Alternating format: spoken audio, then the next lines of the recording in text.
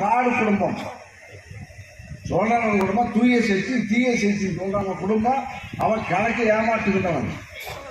அவன் திரைப்பட கணத்தை சம்பளம் வாங்குற சம்பளத்தை அவன் முறையா சொல்லக்கூடிய தகுதி உள்ளவனா ஆரம்ப கல்வி. ஆனால் கலைஞர்கள் அந்த அதுக்கு பிறகு உயர்நிலைப் பள்ளி, நடுநிலைப் பள்ளி, உயர்நிலைப் பள்ளி, மேல்நிலைப் பள்ளி கல்வி, உயர்நிலை கல்வி, தொழிற்கல்வி வரை இலவசமாக ஆக்கியதனால நம்ம நாட்டை சார்ந்த வெளிநாடுகளில் பொருளை ஈட்டுகின்றார்.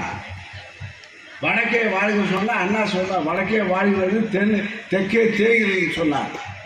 இப்போ தெற்கே உள்ள தமிழ்நாட்டு இளைஞர்கள் இன்றைக்கும் அயல்நாடுகளுக்கு சென்று வேலை பொருள் ஈட்டுகின்றார்.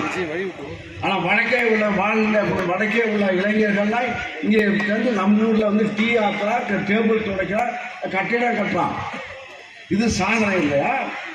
இது சாதனை வந்து தீய சக்தியா? இப்போ 1,31,00,000 பெண்களுக்கு மாதம் இங்கே பணப்பயன் வருகிறது. பணம் வருகிறதுனா மாதம் வருகிறது. அதை விட சினிமாவில் சொல்கிறாங்கப்பா, இது ஒரு கணக்கு, இது கூட அங்கு ஒரு பிச்சை காசு. யார் குஷ்பு சொன்ன அந்த பிச்சை காசு, இது ஒரு குஷ்பு சொன்ன அதுவும் சொன்னாங்க. அந்த காசுக்காக எவ்வளோ ஆட்டம் போட்டீங்க. ஆட்டம் போட்டவங்களாம் இப்போ வந்து தீய சக்திவான். நம்மள ஆட்டம் போட்டு கொள்ளடிச்சு அவன் தீய சக்தி யார்? ஆக இது தீய சக்தி.